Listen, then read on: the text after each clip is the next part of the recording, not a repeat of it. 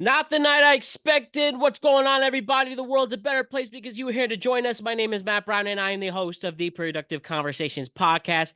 And we are reacting to Game 1 of the American League Wild Card Series, Red Sox and Yankees. Game 1 goes to the Boston Red Sox. They win by a score of 3-1. This will be known as the Garrett Crochet game, where Garrett Crochet dominated the Yankees. The Yankees, what they typically do in the Aaron Boone era in the postseason, unless it's against an American League Central team, they will not hit. The offense will go silent, and they did it once again.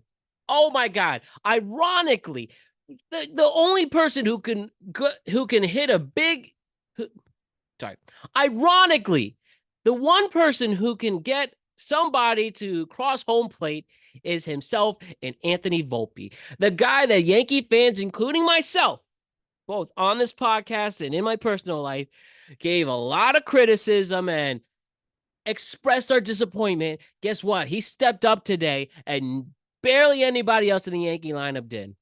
Couple of singles here and there, but they couldn't do anything without it. And then if we're going to just, oh my God, just fast forward to seeing Aroldis Chapman on the mound, somebody who's screwed the Yankees over in the postseason and also screwed the Cubbies over.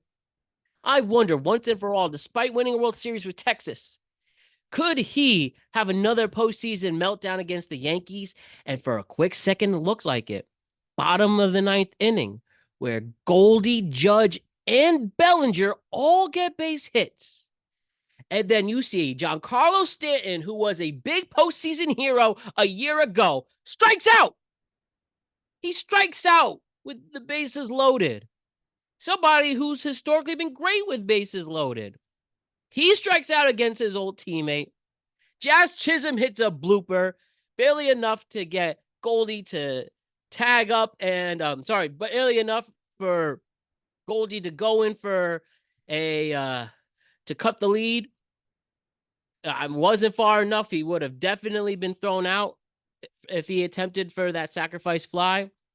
And then Trent Grisham, who has been so great for the Yankees all season long. Could this be his defining moment where the guy with a better mustache than me, and he strikes out? And we're down. I get all the texts from my Red Sox fan friends. I get all the crap in my sports chat. And here we are again. Tomorrow's October 1st, and the season could already be over for the Yankees. Now, I mentioned how the Yankees bullpen is the one thing you would worry about. And I should have mentioned more that this offense, who was actually pretty solid for a Yankee team that had 9 wins before this game, and then it all went to crap 24 hours later. This sucks. This stinks, and I'm nervous for game 2. Reckon I said Yankees in 3, and we'll still keep the hope up. It's going to be tense.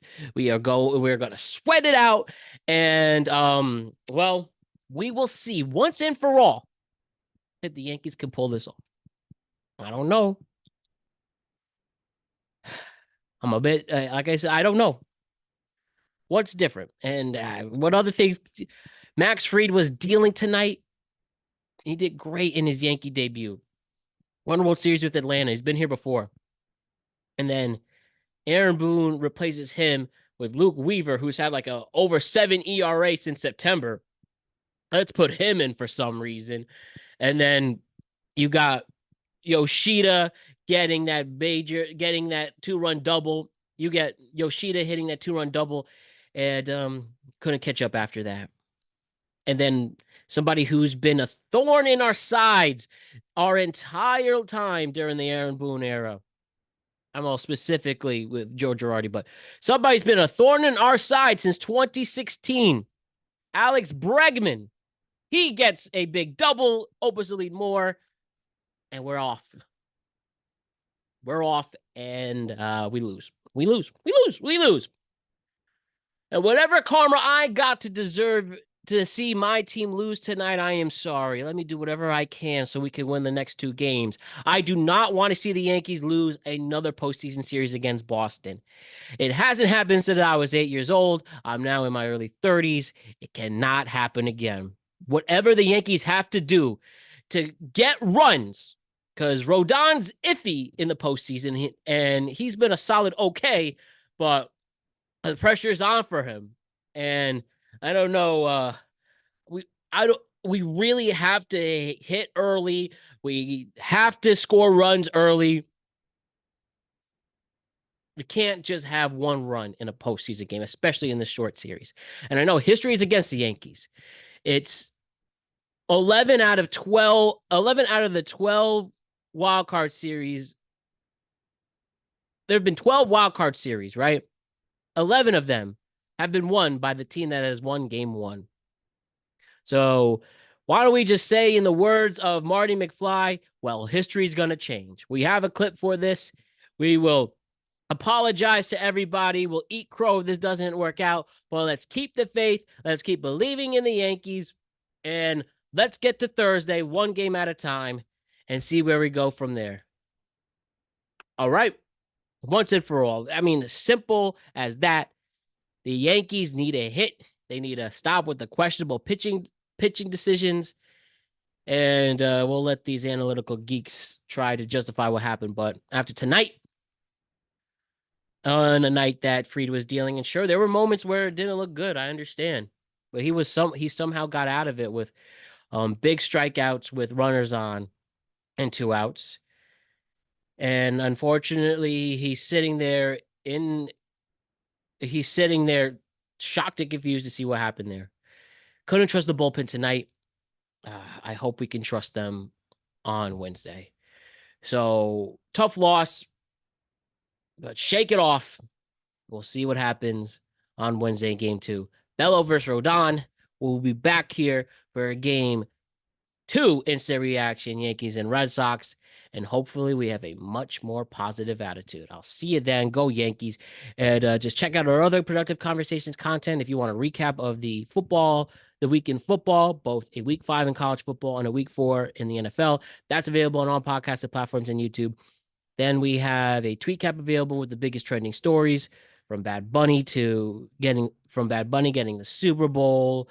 And then what else we talk about? We had Bad Bunny with the Super Bowl. I'm already focusing on the next show. So